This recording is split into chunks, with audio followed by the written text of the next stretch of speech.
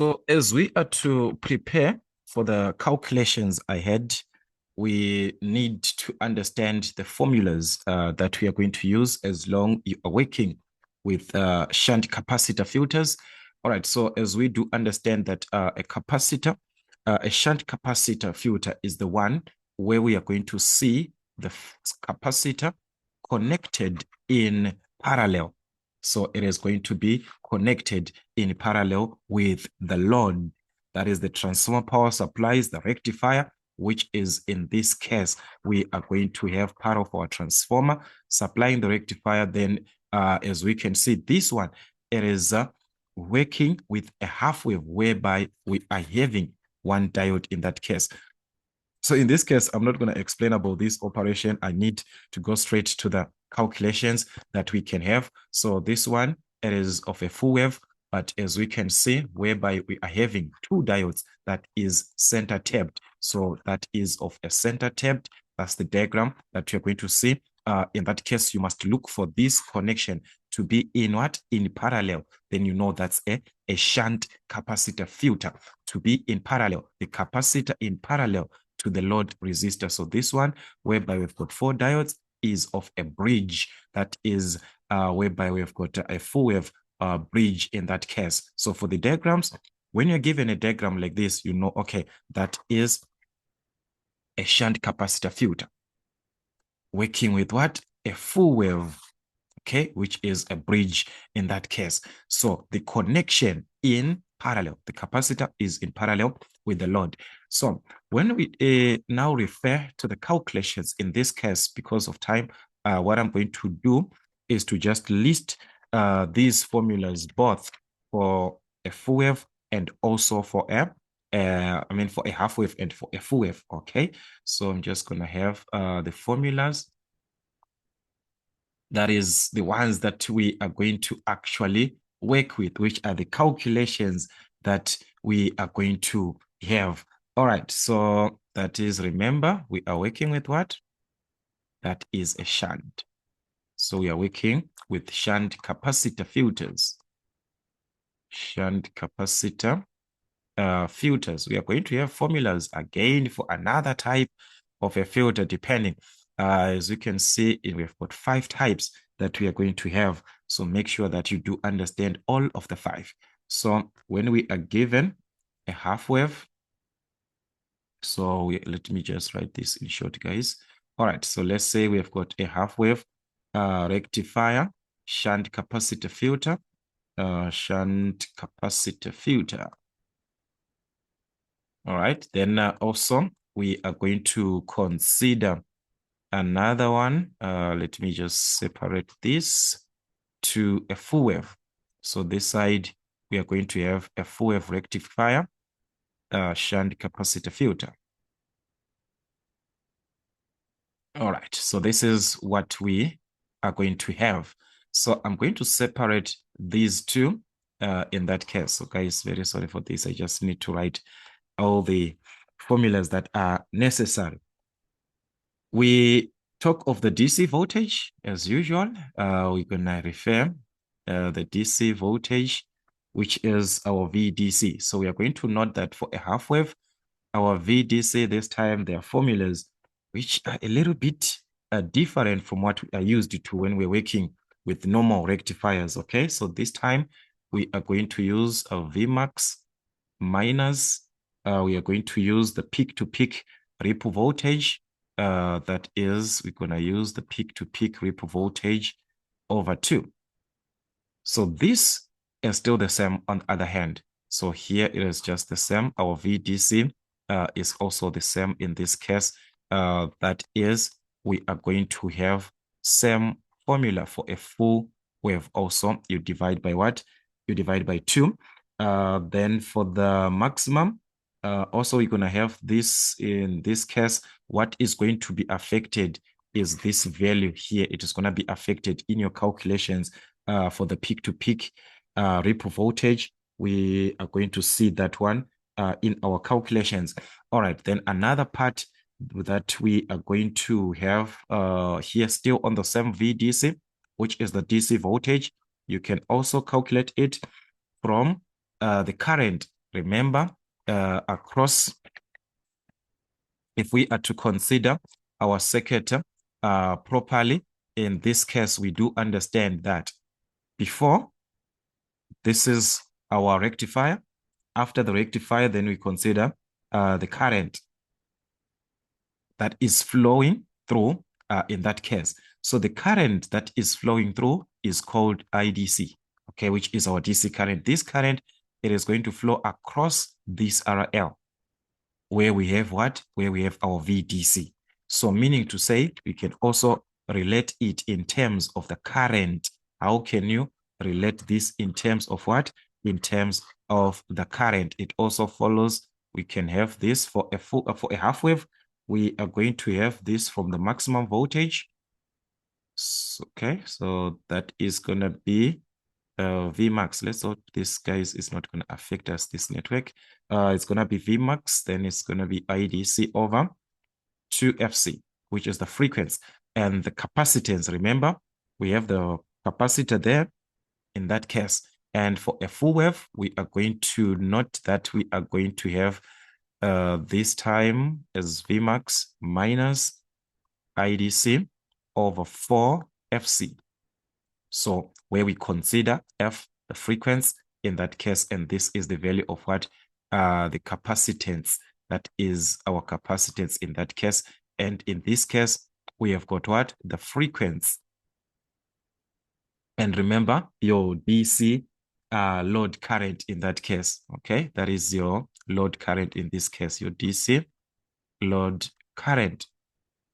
So with this, we can calculate our VDC using the maximum voltage at the output. These calculations, as I stated before, they are taken at the output.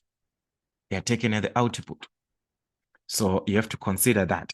Then another part again, which is in most cases, they want you to use this one, Vmax into, we're going to use 2FC, then to the R load, which is the resistance at the load in that case over 2FC R load plus 1. That's another formula that you can also use in your calculations. That is also to calculate what? VDC, which is also the same thing on this part. We are going to have this as a Vmax into, so this time for a full wave, it is going to be 4FC, 4FC R load. Okay, so this part is just going to remain as it is. So that's 4FC R load plus what? Plus 1. So you just tend to take the difference. A half wave, you use a 2. A full wave, you use what? A 4. So this is going to affect your formulas in your calculations. Another part, all right, let us consider, I think for VDC, which is our DC voltage, guys, we will be fine in this case, unless we're gonna have to consider any other formula thereafter in our calculations. We talked of the peak to peak here. This one, VR, this is the peak to peak ripple voltage. Remember, thus we have got the peak to peak ripple voltage here. That's our peak to peak ripple voltage, which is the RMS voltage in that case. How can we also calculate the same peak to peak ripple voltage? We can also have the calculation for our peak to peak ripple voltage, which is given from the DC current. So it's IDC, everything over 2FC for a half wave. But this is going to be the same even on the calculation of a full wave. We are going to have the same calculation in that case. So meaning to say, this is not going to affect our calculations. All right. So that is it here, guys. Let's consider another part. So there we had is this thing of using lines. It's not of me, guys. I'm just gonna try. I'm just gonna try. Let me just separate this way. We have the maximum voltage, but these ones, guys, we are used to this. The maximum voltage there. Again, we can talk of that. The maximum voltage. Remember, from the RMS voltage, VRMS is equal to what? 0.707 of the maximum value. So you can divide by 0.707 both sides to obtain the maximum value, which is going to give us 1.414 of the RMS value. So that is, in that case, this is same as the square root of 2. Can use the square root of 2 in that case here. It's just same as the square root of 2. Remember the relationship, and this is also to be considered the same in this other part of a full wave. Remember, the side we've got a full wave rectifier, what? A full wave rectifier capacitor, shunt capacitor filter. So it's going to be the same. Maximum voltage from the RMS, or you can use the formula straightforward for the what? For the maximum voltage. What about the ripple voltage here? All right, the ripple voltage, in that case, I considered in terms of IDC, which is very, very important for us to consider. The peak to peak, we had this one. Let's consider also another one. So here we had the peak to peak ripple voltage. All right. So this time we are just going to talk of the ripple voltage on its own, which is important again for us to consider the ripple voltage on its own, the RMS ripple voltage. So we are going to see that the RMS ripple voltage can be given. There's so many formulas that you can use. This is V RMS like this. So it's VR RMS, which is your ripple voltage. So we can obtain this one from the peak to peak ripple voltage that we calculated before. Okay, we can use that formula divided by 2 square root of 3. Okay, which is also the same on this other hand. This is the same also in this other hand. We're going to have the same formula. Actually, here there's no need for me to write. I'm just going to write same if they are the same. So that is, you can calculate your VRMS from the peak to peak that you had in this case of your ripple voltage, which is important. You can also calculate this from the DC current. We can use also the DC current, which is IDC over 2 square root of 3 FC. Remember, F, I talked about this frequency to the capacitance. Considering a full wave, this time we are going to have our formula this way. We're going to have IDC over 4 square root of 3. So it's going to be 4 square root of 3 FC, which is frequency times the capacitance for a full wave. We can calculate this. Remember, these guys, what does it mean? In that case, how do you calculate current? Remember, current IDC can be calculated from VDC over RL load. So meaning to say, in place of this, we can use the voltage over what? Over resistance. So we can have our formula like this. Voltage over resistance. So it's going to be VDC over what? The resistance. So you're going to have 2 square root of 3, the frequency, the capacitance, then the resistance is also affected. So we can use this with what? With R load. It's still from the same. From the same. This here is just one and the same thing. So meaning to say, on the other hand, we are going to have this also presented on a full wave. We are going to have just a 4 there. So there's no difference in that case. So you're going to have in terms of VDC, so it's going to be VDC over 4 square root of 3 FCRL, which is the load resistance. We can consider from there, we can consider that this here is the same IDC, this voltage over resistance, this one. It is the same IDC that we have. So it's the same formula there. So instead, you can calculate your IDC, then you just use it there. Maybe you're given VDC and RL, you want to use them like that. It's up to you guys, but it is them. It is the same formula that we are simply having. We can also calculate